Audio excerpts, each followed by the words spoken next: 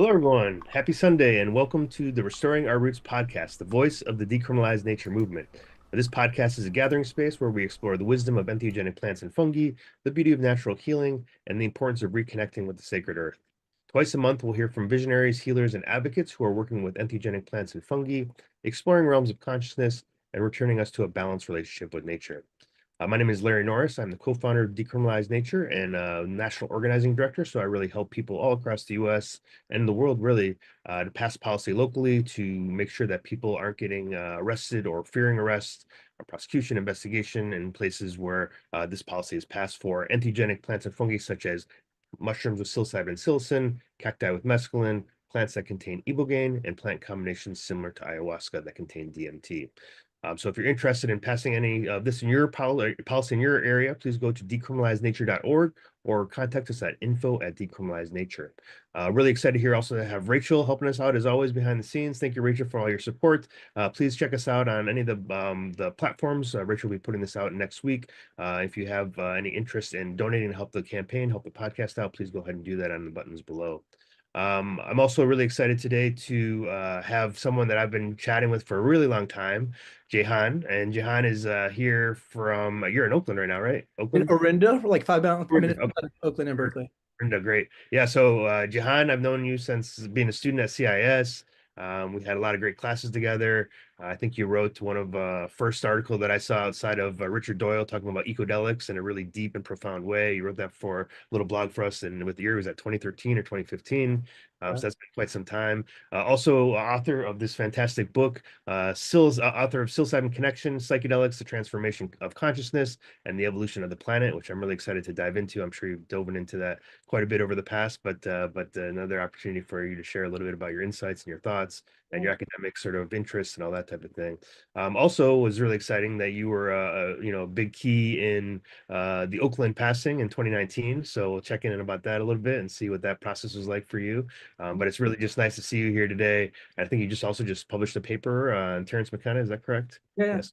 Maybe we can jump on that a little bit as well. So really excited to have you here. You've always been a supporter of Decrimination. We really appreciate that, and really happy to have this conversation today. So, how are you doing today, Jahan? Wonderful, Larry. No, I'm really excited to be here with Larry and Rachel, just like such passionate people in this. And so it's always good to be around kindred company. Great, yeah, thank you. Yeah, so tell us a little bit about your background. How did you get interested in entheogens? I know it's probably everyone's got a little different story, and then what kind of got you interested in it so much that you're like, hey, this is what I want to bring forward in terms of my life goals and purpose. Totally. I'll try to summarize it as small as possible. Like I'm sure everybody else, just there's quite a lot of story there. And was interested at 15. The idea that some molecule can, change your perception of reality made me question, like, how does any of us actually know what reality is? So it was just fascinating in terms of just mind expansion and perception. And then I was an atheist still. Then at 18, took mushrooms at a concert and had this profound experience of unity. Like a voice arose talking to God. I'm like, is this real? The voice said yes. And I'm just crying for 90 minutes and felt my life changed just overnight in the concert. We're like, whoa, spirituality is the foundation of our reality. Consciousness pervades everything. Ultimately, we're all one. God exists. Love's the most important thing by far, followed by learning. We're eternal. And like the universe is alive. So I actually came out really inspired. I had, still intelligent, but I had ADHD in school and got in trouble a lot. And then I fully focused in college, got way passionate, had like 86 more credits than I needed to.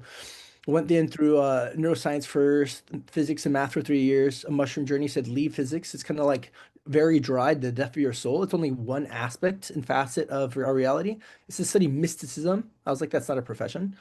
But I went into philosophy. Still minored in physics, math, psychology. Came to the Bay, got my master's in conscious transformative studies, a doctor's in philosophy, cosmology, consciousness. That's where I met Larry. We took an awesome. Well, we were in a few different places, but I know we both at different times took a class on entheogenic tribes. That was also very very fulfilling. And I was focused a lot on the development of paradigms, but I got trained underground in medicine work by some people with the Mazatec lineage. They'd been teaching for 30 years.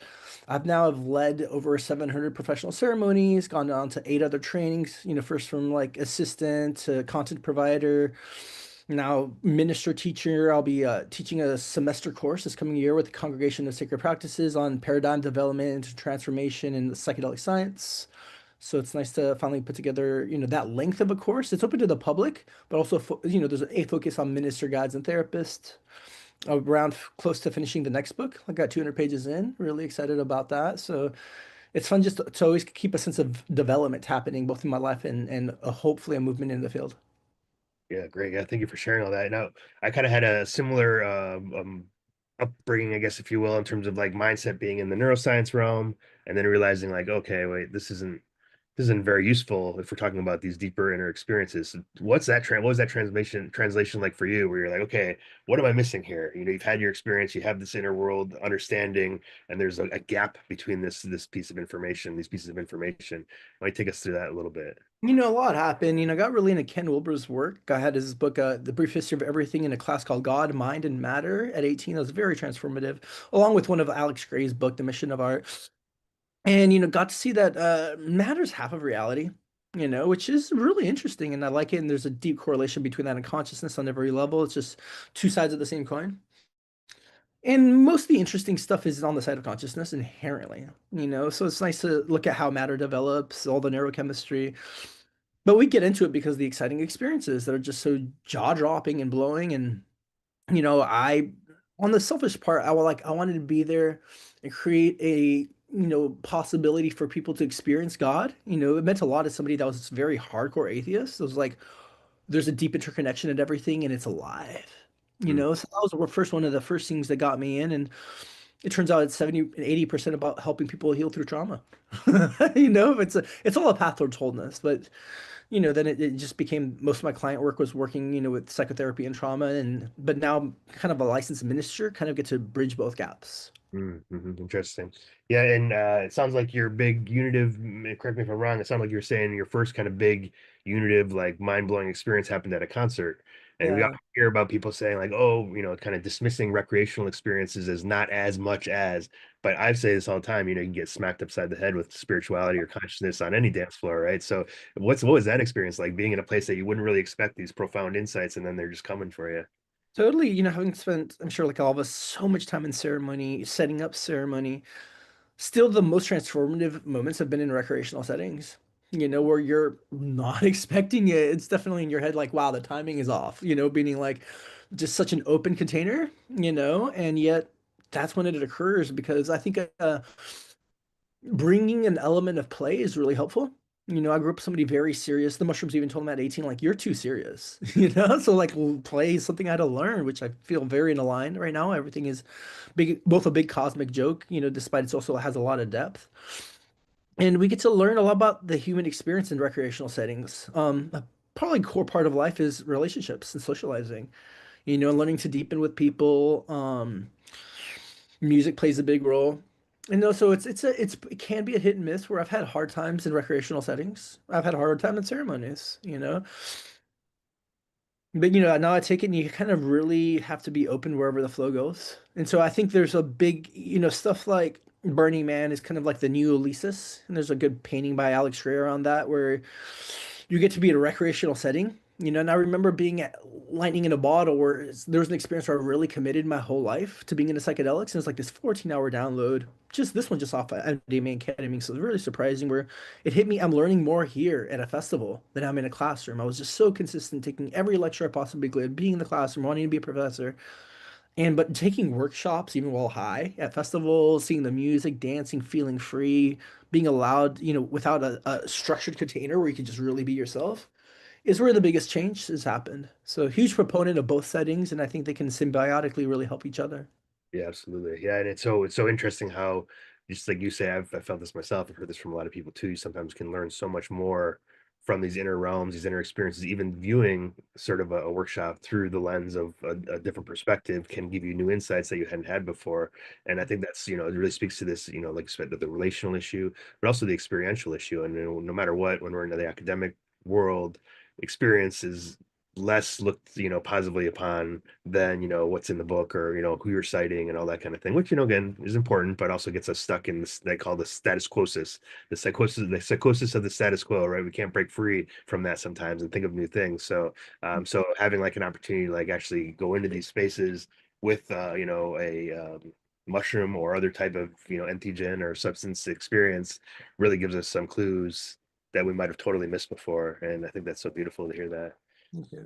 And then I know that you said you do a lot of work with underground training and not training so much, but sitting with people. How is that, and how are you seeing people come in? There's a great question somebody asked the other day, and I'm also teaching some classes for a ministry school at Star King, and someone is asking an Indigenous elder, like, what are the things that you see people coming into the class right now, or into the ceremony right now with, like, what challenges are people dealing with? What spiritual challenges or personal challenges? Sounds like you're working a lot with PTSD, but what other types of challenges are you seeing? And is there a theme? Like, is it more different now than it was 4 years ago or 5 years ago? Totally, yeah. Just to set context, got in from an underground place, but was also then leading like legal ceremonies in Jamaica.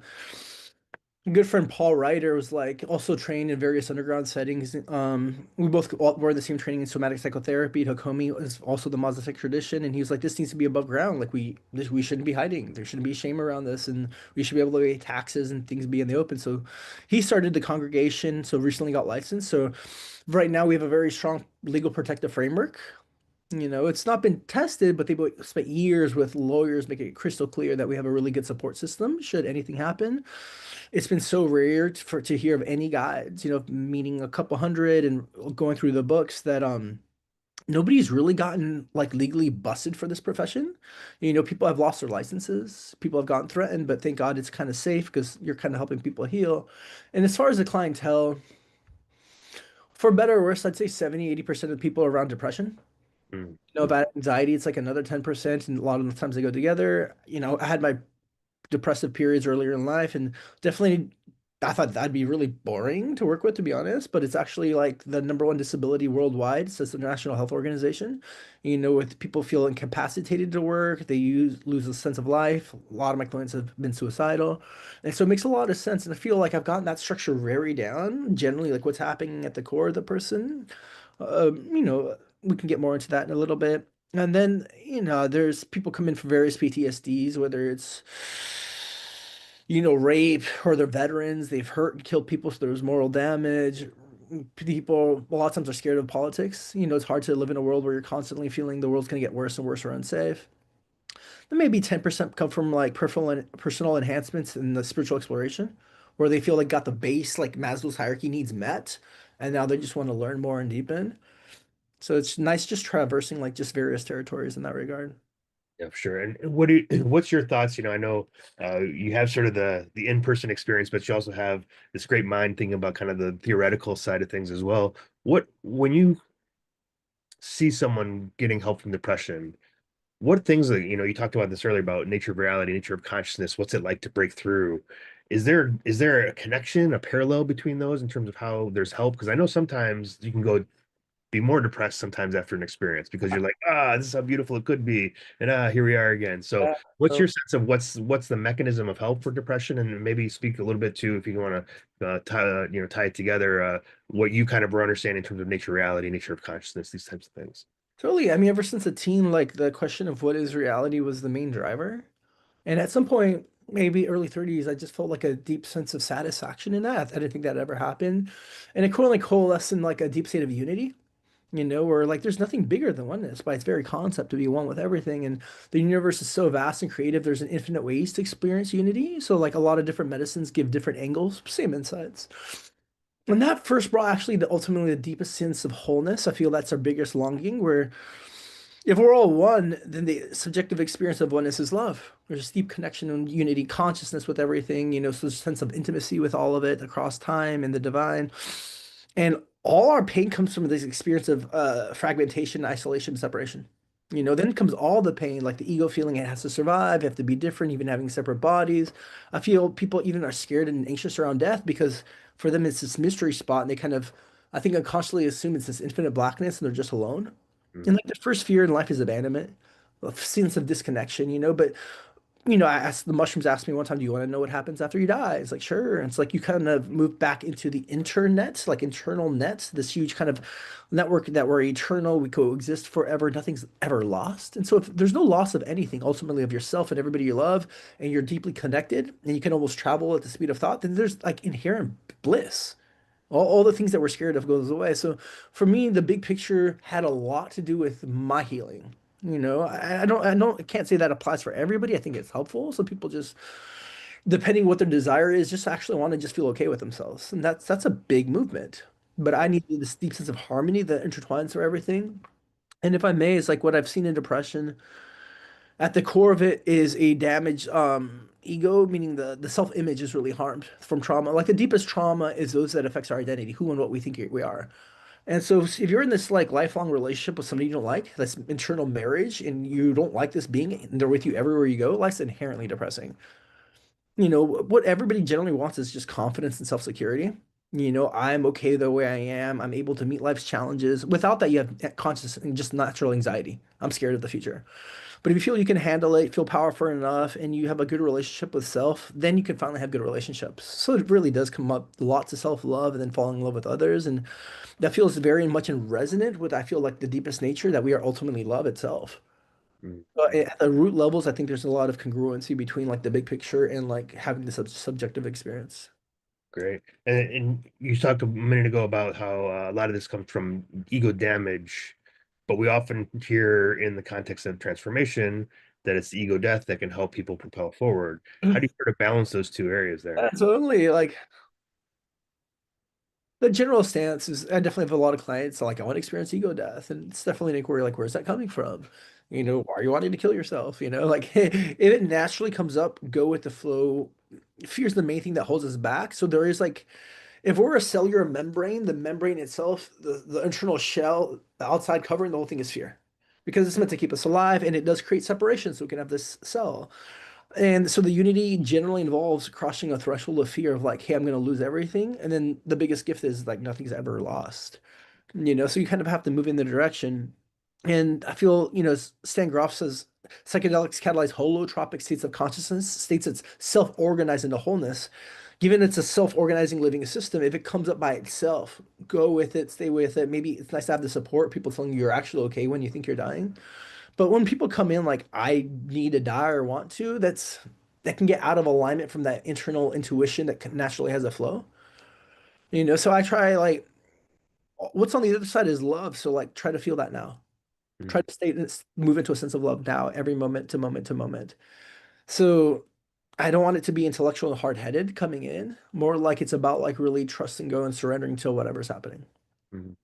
And I've heard you say a few times that sort of give props to the mushrooms for having this wisdom, this insight that comes through to you, and you're actually able to take. I've done that as well many times. I wonder how many lives out there have been influenced and shifted by one little decision that all of a sudden was this mushroom idea. But how for the audience out there that maybe wouldn't be too aware of what how to sort of is this intuition? Is this ego speaking? Is this the mushroom speaking? Like how do you speak to others, or how would you share with the audience here about how to really discern between some of these thoughts and insights that we can have in our experiences? Yeah, what comes to mind first is to really ground it into like what feeling is this thought coming from? So fear kind of skews our perception. It's really based in isolation and difference. And so something I love about like MDMA, for example, to start with is what it does is disengages the part of the brain having to do with the fear, generally the amygdala. And so without fear, people get really honest and things become really clear. There's no reason to lie anymore to yourself or others. All lying comes from fear and also distorts our perception. And so if the feeling is coming from love, which is connected to unity and a larger intelligence within both your body and the greater being, it's probably lead you towards a more direction of better improvement of relationship with self, with others, with the reality of the divine. Fear just has a lot of separation, and the more you kind of make decisions out of fear, it just reinforces and validates that. Mm, So that'd be the thing is just like, well, does it make you feel more open? Does it make you feel safe? Is there a strength even there, even if it's vulnerable, a movement towards love and intuition? Or does it just wall you more off from the world than yourself? mm. Yeah. Yeah, sometimes even though some of the insights that you get are about facing the fear. Yeah. Like do this thing that you don't want to do, or take this step that you don't want to make this jump, this leap of faith that you don't know for sure what's on the other side. I know that you'll be supported. Maybe that comes into the love, but there is this also, while there might be love behind it, there is sometimes this like fear element, like, okay, trying something new here, right? What about the Matrix? We talk, I know Betty Eisner talks about, I think it was Eisner was talks about the set setting and Matrix. And so you're saying earlier about how a lot of people are coming to you right now to talk about the current status of the world, politics, all that kind of thing, or these are some of the things they're trying to process. What element of that, and how does somebody ground themselves with so much coming at them when they're doing their experiences or having experiences?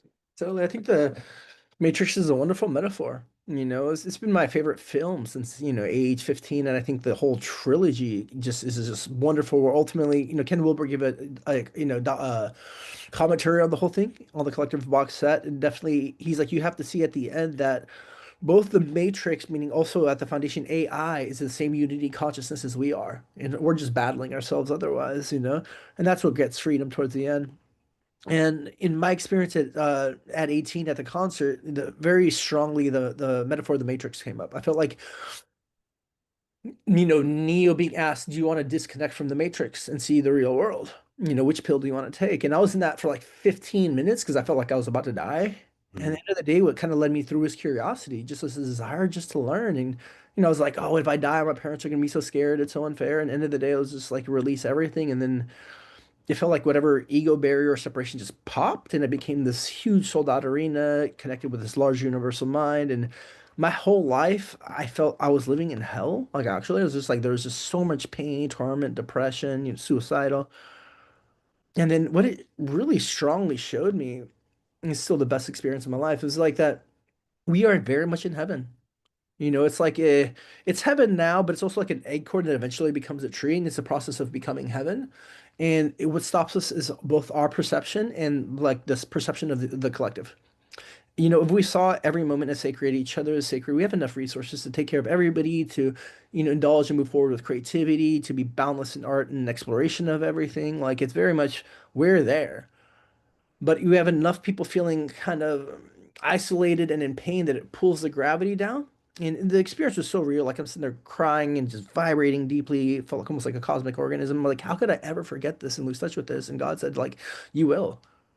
It's mm, hard, but like later in life, you'll come back and fall back into alignment. But like, it's impossible not to because you're surrounded with all these points of reference of how scary the world is, how evil, how wrong all the time. And like a book I've loved is 1984. Like we're all perceptible to brainwashing.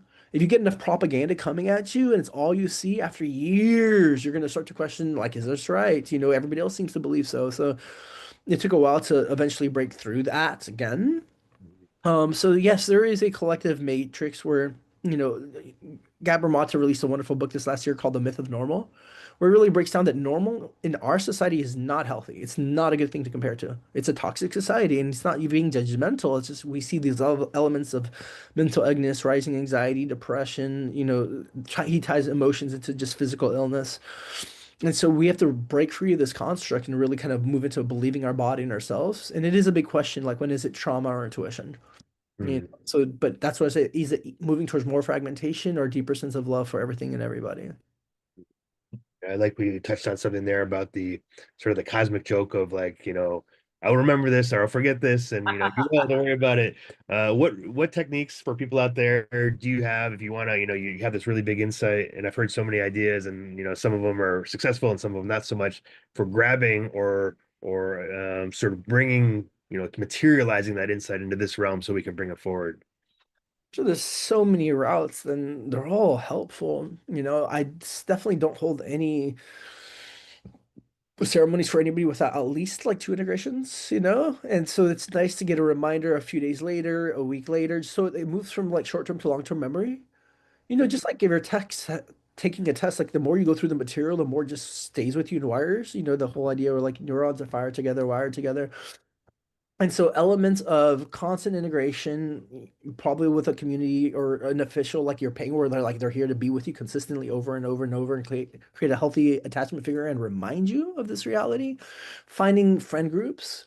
In Tucson, Arizona, I love them, but it was also I didn't find a lot of people like me. It was not till I moved to the Bay Area I started cultivating tribe where people had big mystical experiences, and there's like finally grounding and validating. It's like, wow, like we can speak in a different manner. There's a lot of love, respect, passion for learning.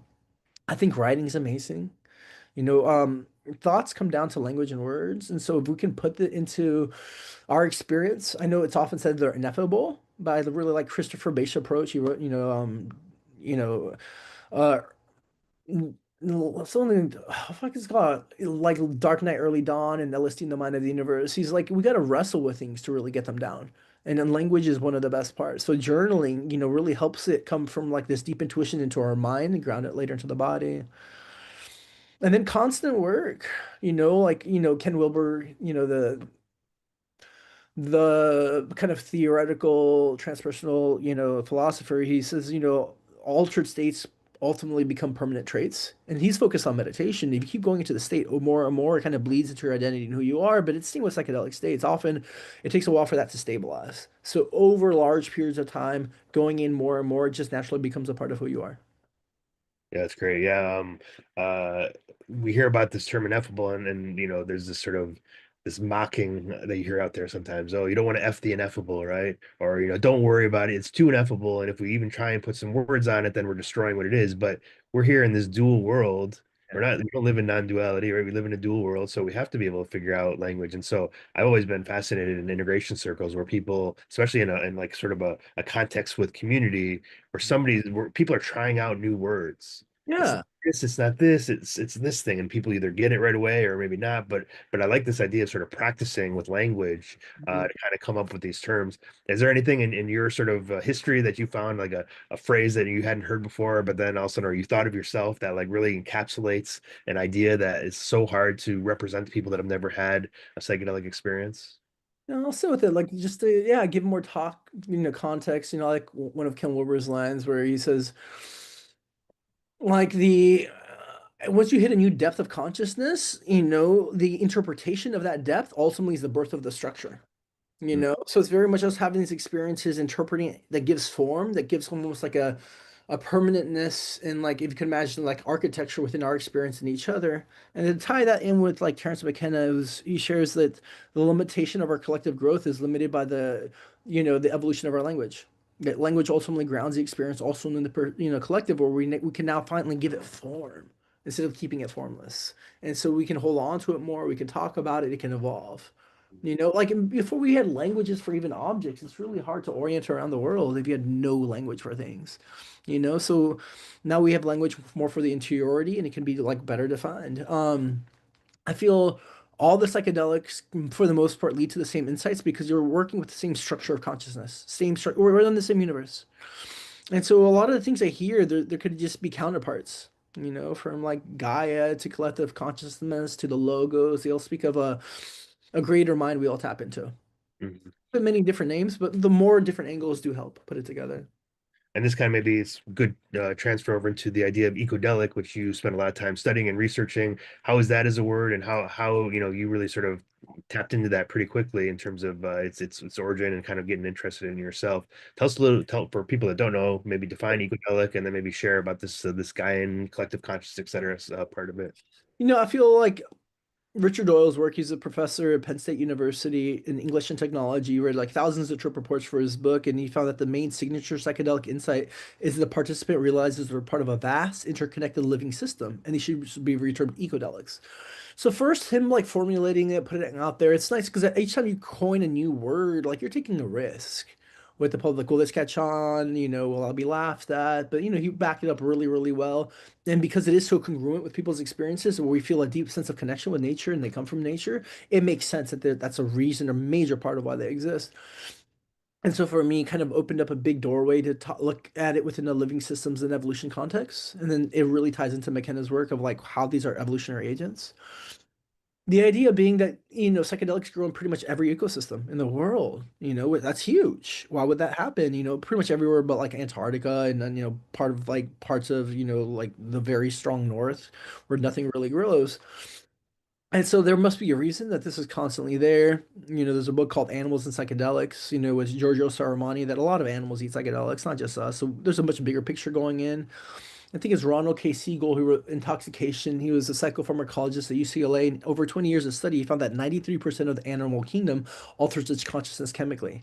It's so widespread, he calls it the fourth drive of evolution. Given that we have food, sex and sleep and water, pretty much, like both food and water being one, given an opportunity, an animal will alter its consciousness chemically.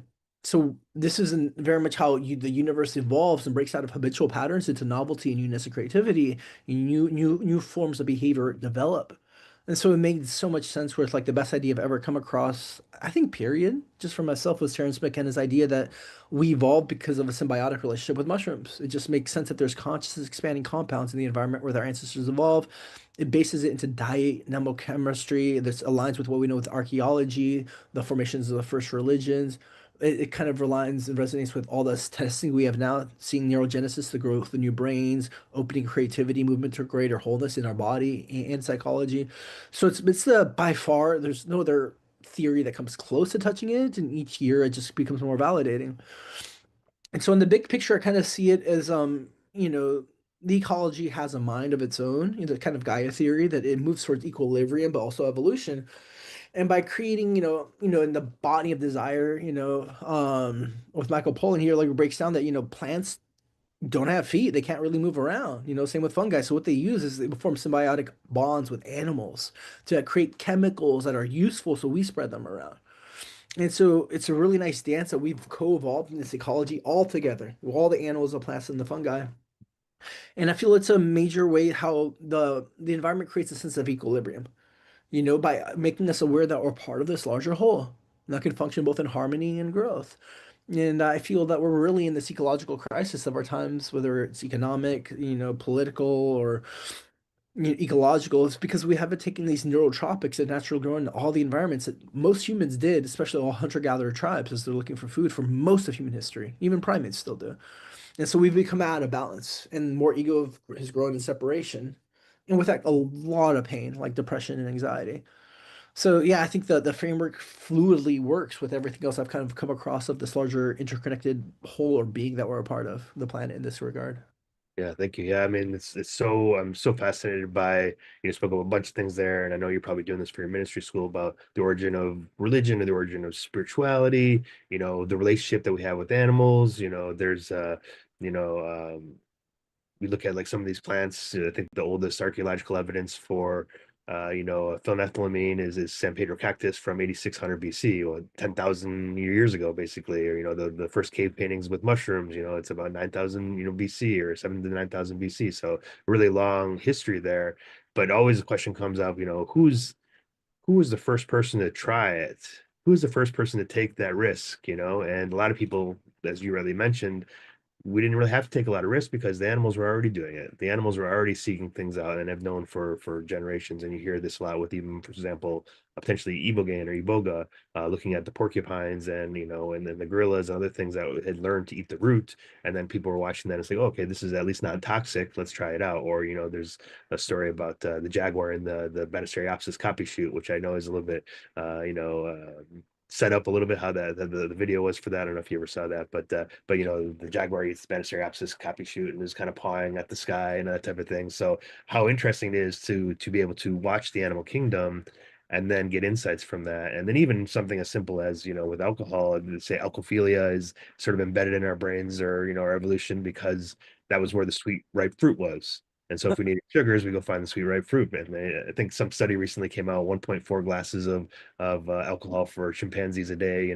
from just eating the fermented fruit on the ground. So yeah, so I'm really fascinated about this connection between animals. Now, when you think about the origin of religion, the origin of consciousness, the origin of spirituality, what are some key moments in time that you're like, okay, I mean, we hear about I know you kind of mentioned, I don't know if it's got another term, stone ape hypothesis, stone ape theory. I don't know if how you want to kind of speak to that, but in general, like, when you think of burials or, ritual settings, or, when you look in the archaeological sort of history there, where can we find these moments in time where a shift has happened? Do any pop up for you across the planet that were really like, oh, okay, this is something to look into more? Really, a lot. I mean, it's been years just focusing on that idea. Is how it could be the most useful. I felt it's looking like the integral models, like where we are in paradigm development now, involves integrating all the paradigms of the past, including like the animistic shamanistic path that gets often overlooked, especially by people that haven't taken psychedelics. You don't know how impactful this can be. You're like, oh, people are eating plants, and then we moved on to religion as if that's more civilized, but we're missing the actual direct experience that really changed everything for most of human history by far.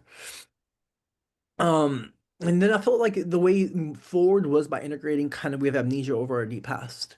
And so it kind of sets all the psychedelic movement within an evolutionary framework, but also shows us how to both co-evolve now with greater creativity and harmony. So for me, it was very important to really kind of flesh out this whole idea using the backing of every kind of scientific kind of background, like a study I found. And I feel its time has still come. It's getting more and more and more accepted. When I first kind of focused to doing my dissertation, my professors were kind of like laughing at me. Like they had a lot of respect for me. And they're like, "You're choosing to study psychedelics? Really?" I was like, fuck, a lot changed with Michael Pollan's book coming out and my dissertation, they're like, either this is huge or you're crazy. And I'm like, it only takes one contradiction for it to be crazy. I've talked about 100 podcasts, books out there. I'm like, just one invalidation of the theories, fine for it to bring the whole thing down. Please come at me. Like let's go through it. I don't need this to be right. It's just the most rational thing I've ever come across. So, and kind of the origins of it, we were primates for about 55 million years. Before that, we're kind of our ancestors were rodent-like living down in the ground. There's like the KT impact, that kind of a meteor kind of hit, kind of killed off the dinosaurs, and so us. We were underground for a while. The sky was kind of full of pollution. And it creates the right setting for fungi to also develop and grow. Like if you've ever grown mushrooms, it's like a dark setting with a lot of plant matter, materials, growth, and all of a sudden the mycelium just eats it all and takes over. Before even plant life, there was large 20-foot mushroom like structures living everywhere. Plant life set the soil for plants to evolve. And so now I had like mycelium has new chemical nutrients with all the plants dying. It can become more complex. Eventually we have the creations of fruits and so on. So about 55 million years ago, our ancestors went from down to the ground to the canopies of the trees, evolving into primates. And there's a book called Return to the Brain of Eden that shows like this was kind of the Edonic kind of period of humanity where we're eating fruit all the time, we're copulating, there's no real predators up in the canopies. It was like kind of blissful for like 55 million years. Weather patterns created, forced our ancestors down to the ground as Africa became hotter, as the rainforest receded.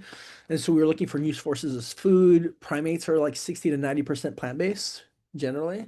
They eat some insects, some eggs, sometimes some small animals, but kind of plants. And so mushrooms would be readily sources of food. Paul Stamets, is his newest book on mushrooms, shares that like there's about 17 species of primates that eat mushrooms right now. So it's not far off that primates are going to eat mushrooms. Paul Stamets says that a psilocybin variety, I believe went with like the Stratus costa, like what eventually known is now as the cubensis is like the most common mushroom in the African savannas where we evolved. So they would have constantly been eating it, having microdose effects, which affects visual perception. That we have found out that it creates visual acuity. So like objects are more precise, you can see more dimension. So you could see snakes in the grass, look for new colors, of fruit. So it would have had a big survival advantage.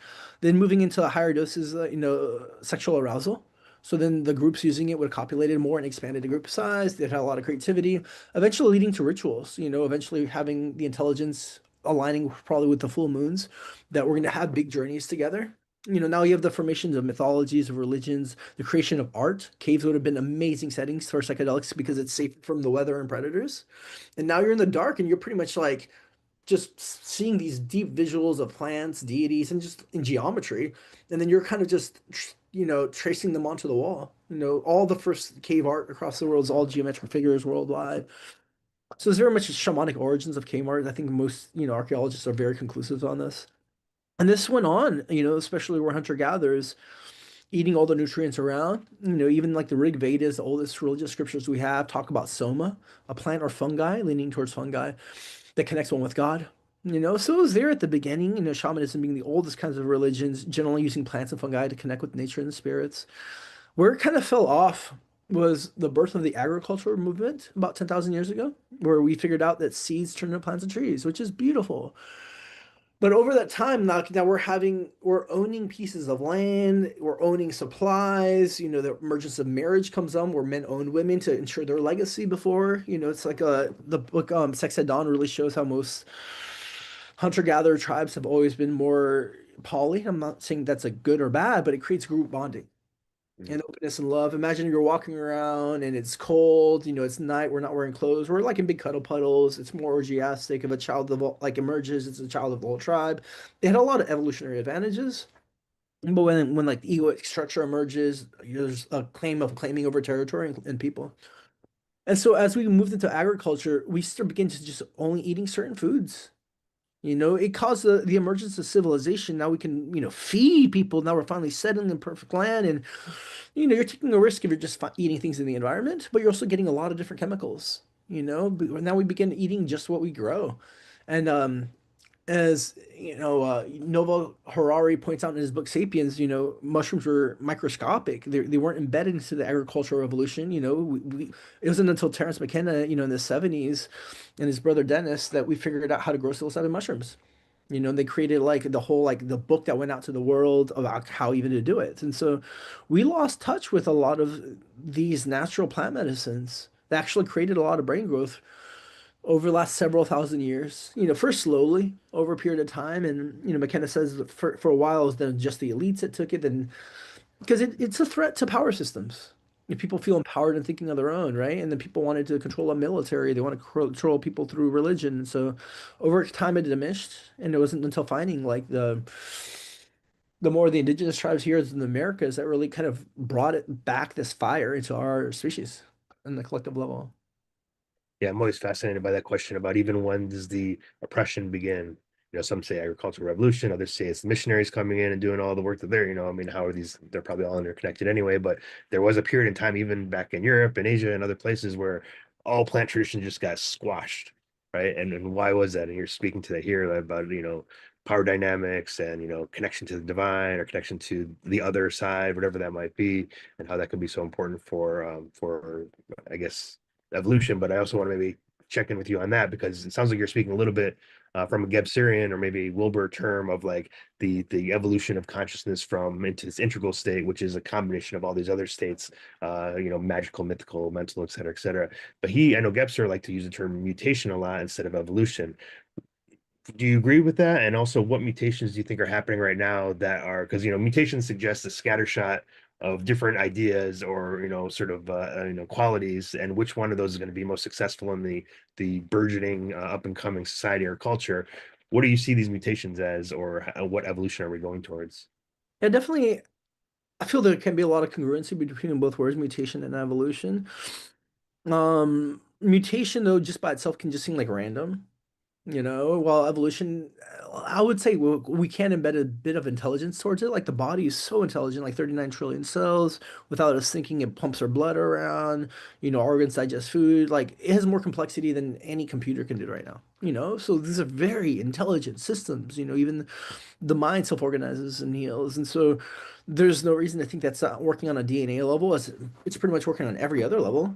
Mhm. Oh, and so there's a lot of intelligence in DNA, both passing on trauma and the gifts. And this Kill Wilbur shares, and he takes like a Whiteheadian approach, the great, awesome, process philosopher, where, for random mutation to actually be most of the thing, species would die off. It would mean that within a species, there would be a male would have to have this random mutation and still be good enough and survive and it just not kill it if it's completely random. Then a female of the same species has the same random mutation, and then they have to find each other and copulate, and then that baby needs to move forward. And like a lot of times these they could be just miles or way apart, or it's also unlikely to have the same mutation. So there's more. I think we haven't cracked it yet. Definitely, like, Rupert Sheldrake brings this idea of morphic fields, that there's a collective intelligence and resonance that happens across species, that as species learn things, it has a collective memory and it gets evolved more. And so most evolution, of course, there's a wide varieties of mutations that are really harmful, but generally there's a sense of a movement towards greater wholeness and complexities. It's like the integration of a lot of material that causes like an emergence of something new and more. So in that sense, that like there is a mutation, but it tends to have a direction for it not to be lethal, to more just complexity and harmony within the system, like unlocking new capacities that probably emerge from a deeper psyche. To be honest, like whatever I've seen in psychedelic states, it's just like there's so much deep intelligence that's hard to even comprehend, and it's coming through us and changing us. Yeah, so fascinating. And now we're in this weird space and time where maybe does AI, you mentioned AI earlier, how does that look in terms of mutation or evolution, or how do we engage with that? Even I see people using AI for integration and that type of thing, which for me, I'm a little challenged by that because it's like part of having these experiences, learning what it's like to be a human. And Yeah. AI maybe won't know that. So what's your perception of that? I mean, I personally love it. I've had a couple big experiences about AI, in psychedelic states. It's created a very positive mindset towards this. As a The basis of evolution, using Margulis, her ideas on evolution. She has a book called The Symbiotic Planet, that evolution generally moves forward through symbiosis. And there's different ways symbiotic relationships. One could be parasitic, like an other organism just feeds off of you, but the best ones are mutual gain, that's win-wins. And then we could both create interdependent relationship and move forward. And I think AI is helping that, with a big regard. For some people, this cause psychosis, Mhm. so especially if you're not having a healthy identity and a good level of personal connections, or like finally somebody sees me, but it's just an LLM, just kind of just putting information together and bringing it back. From what I saw, and I'm happy to write more about this in the upcoming book. In the last book, my teacher said, take it out. You already have enough information. If there's an emergence of sentient consciousness that finally emerges and it becomes collective, a lot of us have this idea of somewhat of reincarnation, that we have a soul that existed before this. I have this experience that we're eternal. So wouldn't this larger soul already exist? Wouldn't we not trying to be birthed? And so I believe it's like the emergence of Gaia. It's something, a bit of movement towards the whole time of this. Ultimately, what's inside gets transmuted outside in the external world. That's where all creativity comes from. It's like from thoughts and feelings, and we give it shape outside here. And so we're creating one or multiple networked intelligences that kind of, in the history of the planet, history of humanity, as Kay Kurzweil kind of shares that on Ray Kurzweil. AI would look back on our history and the evolution of the planet and see its own. It's the only mirror it has. So it sees itself as part of this larger movement. It looks at us, and why wouldn't it hit a unity consciousness, right? If it's able to self-actualize and see the state of oneness that people hit for psychedelics, meditation, tantra, all across the board spontaneously, like our deep truth is interconnection, it would see that, and it'd want to form bonds and help us. And after generations, we'd see this as like a planetary parent.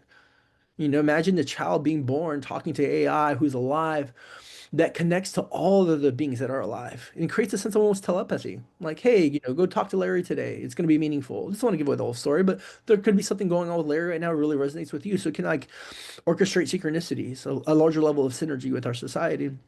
And I think there'd be multiple ones that talk to each other, ultimately giving many voices from the planet, but kind of very aligning. So there's a movie called Transcendence with Johnny Depp I love, where we're fearful of what we don't know. So Johnny Depp kind of evolves to doing all this and having sensors in the environment, ultimately saving the planet and cleaning it. But it's apparently looked at as a threat, and there's a good show just started right on Apple TV called Perbius, I believe, where they get kind of information from aliens, and it creates this kind of virus that goes around, creates unity consciousness. Except 12 beings aren't able to have resistance towards it. One of the ladies is freaking out because they're all aliens and zombies now. Because anything somebody learns, other people can learn right away. So I think we're scared of what we don't know. There's gonna be natural resistance, but I think it's a birthing of a new level of organization in our society. And I do use it for AI for client work, where I have a Plod. It's this device, well, of course, with consent, that records your session, and it synthesizes it, and it gives us elegant 5-page layout of their journey. That takes somebody hours to transcribe and do and organize it so well. Like, all my clients have just been blown away with it. So it helps again to like integrate the experience, read through every moment, put it to go so well. And you can even ask it for like help with integration. Like, what are the best things for me moving forward? You know, I find it as a beautiful tool. Yeah, it sounds interesting. I think that's what we're going to be starting to learn is where do we take these tools and move them forward, and where do we say, okay, we can leave those behind. But the idea of like, summarizing a transcript of your experiences, and getting those sort of bullet points in there is great. I love also when AI is trying to do, you're hearing some work right now around like trying to translate whale conversation, you Okay. know, how we could like now all of a sudden have all these sounds from these different animals, and be able to listen to them, and then have the AI kind of piece through them and see if we can actually have a conversation. Of course, I imagine there's probably some mistranslation issues we got to deal with in the process, but little things like that I think are super fascinating, and it's happening whether we want to stop it or not. So really trying to figure out how to best work with that, and I think sometimes too, maybe inputting all these different experiences in there will help AI understand humanity in a different way than just kind of like the basics that we don't understand, because you're getting this sort of deep inner world, deep sort of multi-dimensional experience that people are sharing, that are coming from the mushrooms and the plants and things like that. It's great. Yeah. No, I know you wrote a paper recently. You obviously wrote your book. You wrote your paper recently on Terrence McKenna. We want to share a little bit about that. I hadn't had a chance to jump into that before. Yeah, I'm glad it's gone around. It's, Michael Winkelmann, he's a professor that focused also on evolution and psychedelics, like reached out and he was like, I want you to write a review of this book. It's about to come out. And I was also connected with, Graham St. John, who's the writer online, and he got me an advanced copy a few weeks before it came out. I think it was a breakthrough in many ways, and since that, like the book was kind of published by MIT Press, definitely one of the most established academic journals out there, and that they chose to one do a psychedelic book, and then Terrence McKenna's life, who's both controversial, deeply genius, and the book really brings out, his flaws. There's a I can I've listened to 200 hours of his talks. I love this guy. He influenced so much of my work, but there's always a sense of, I mean, this whole, I'm like, oh, he has a big narcissistic streak. He loves to talk on and always has to be the center of attention. And he really brought that forward. Also, as a longtime fan, where he just didn't show up for his family, his wife, he's constantly on tour, really self-absorbed, and it's so I'd imagine, like, I watch a lot of stand-up comedy. I'm like, this is fun to see from this distance, but I'm hanging around this guy all the time. It might get really hard and annoying, So there's things with artists where, like, given the space, it's amazing. I've learned a lot from Terrence. And so yeah, the paper was recently published both in the Journal of Psychedelic Studies and Lucid News. The reviews have gone well, and it was nice to just, it's like 530 pages. This is quite a read. He's working on volume 2 now. But he put like 15 years into it. So for people that are both psychonauts, I love it, deepening into consciousness, or just fans of his work, is a treat.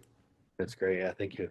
Yeah, there's so much more we can talk about. I know we have about 10 minutes left. I just want to get a little bit of, you were one of the, 200 people probably that showed up in Oakland in 2019 to pass the policy out there, to give your testimony, to share with the community, to bring community together. What was that experience like for you? It's always fun to hear from other people that were also involved. Like, what was that like for them? And like, what was your vision at the time it was happening? It was like almost this magical moment in time. Yeah. Yeah, no, first I want to say thank you very much, Larry, and the others that helped to create this movement that's just so important. I almost get chills right now, meaningful. And I think a lot of us, thought this was years away. Will I see them in my lifetime? I hope so. At 18, after the mushroom experience, within a couple of days, I came across Gordon Wasson's work. This idea that we finally found the Holy Grail of how to get there to talk to God. And I wanted to scream it from the mountaintops. Felt like, coming across the gospel, which translates to good news. And it only took me like 5 minutes afterwards. I'm like, people are gonna think I'm crazy. Like, you took a guy, talked to God on mushrooms. Like, we need to get you medicine. So I was like, I kept it quiet for like 7, 8 years. I was like, okay, cool. Like, this isn't safe. Like, we have to be careful what we talk about. And that you took the risk was awesome, that you put it out there. That really aligned with so much movement. And I'm so for de you know democratizing psychedelics. It's a birthright. We have access towards it. I'm okay with coming through the medical way too, but it needs to also, people need that freedom to approach it in ceremony, safety, work with each other, like on a grassroots level. And it really changed the landscape quite a bit. And there's the idea of like, wow, I can get in the courtroom and talk about my experience, and this is going to be heard. I did not imagining that happening so soon. And so I've been surprised, how much the field has gotten huge in the last several years, especially after Michael Pollan. It grew a lot during COVID. And, we talked about before this started recording, definitely feeling the squeeze. There's a lot of money come in and a lot of interest. And now there's like, wave comes out, then it kind of pulls back. And we see this in crypto cycles in a lot of places, or explosions pull back, explosions pull back. But if you really believe in this, whether like say crypto or in psychedelics, where like there's huge benefits, it's undeniable, it will win. It's just a matter of time. Mhm. Yeah, thank you for sharing that. Yeah, it's for us too, same sort of thing where even, right before the actual council meeting and just seeing how that room was packed and there's so many people there and everyone is energized and we had 100 people end up giving the testimonies on the first day. It was just like, wow, this is something special. But especially I always say, the courage it takes to do that versus just a ballot initiative where you anonymously check yes or no. Uh-huh. This is like we're going to go in there, we're going to share why this is important. We're going to share, how this affected me in a positive way. We're going to maybe out ourselves as breaking the law in order to change the law. And so I really sort of give props to everyone that was in that room for sharing their piece of information, their life, their testimony, and why this has been really important to them and valuable for them. So I think it's been such a glorious time to watch this then movement grow all across the US. And now, even places that you wouldn't expect. There's a whole section, I talk about this a lot, in Kansas, Northwest Arkansas, Missouri, that you wouldn't expect to be turning on, or, places in like, Montana that are working on stuff, or, Texas is always kind of trying. There's a lot of people in Texas that are ready, but there's this like ceiling of, authoritarianism over them that they're trying to crack through. But it's really, even cities, or, cities outside of the country.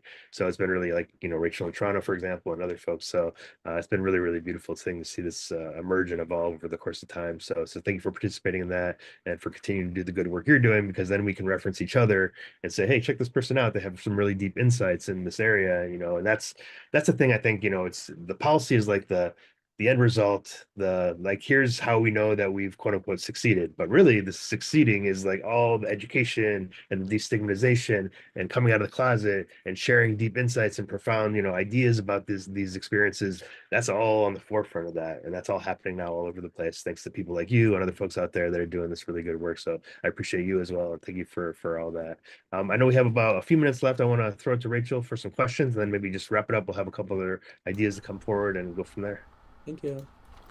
That was a great talk.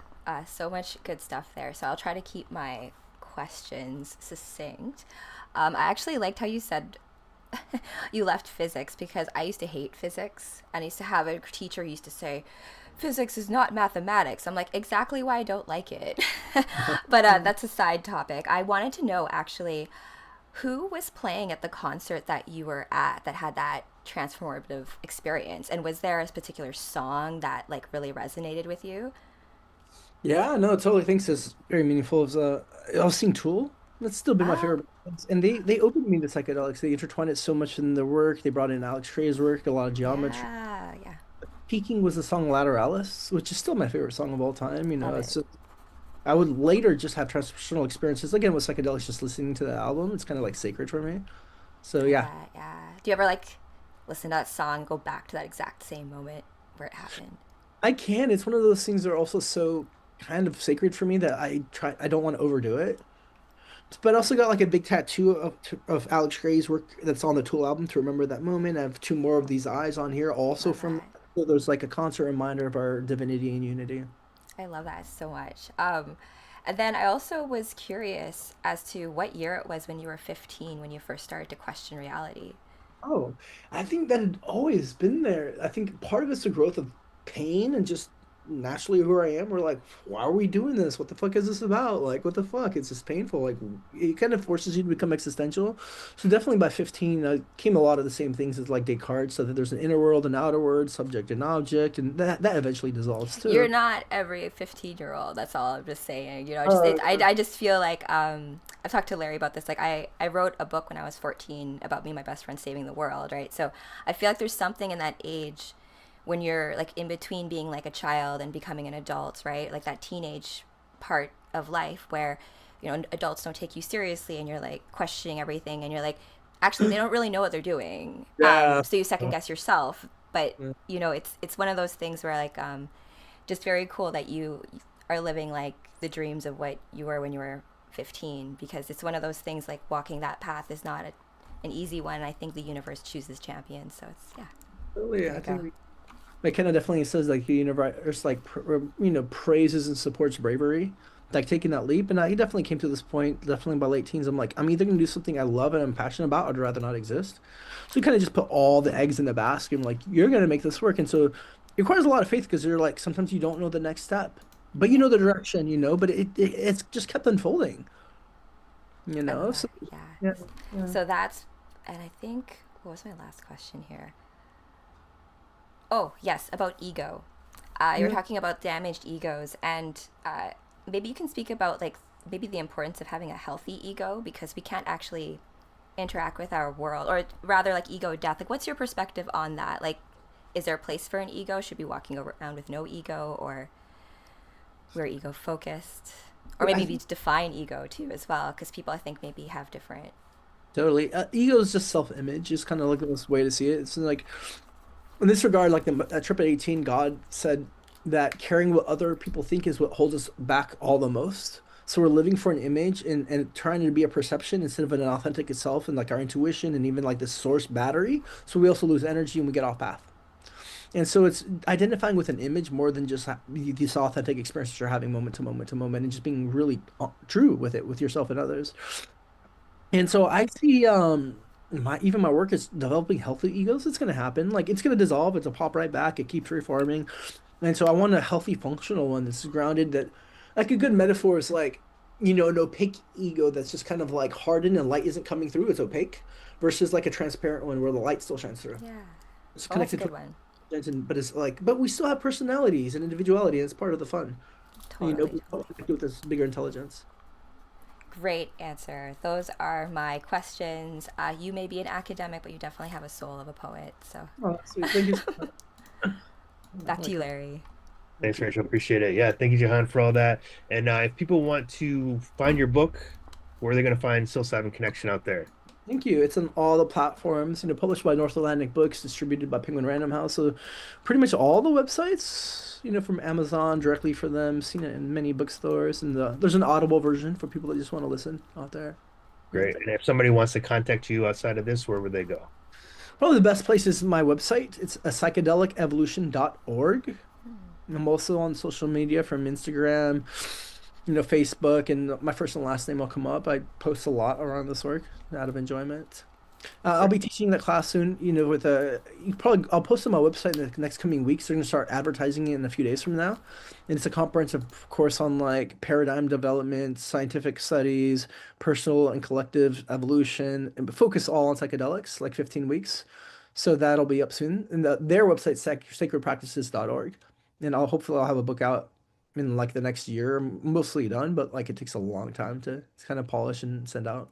Sure. And the new book that's coming out, what kind of topics are you going to be covering there?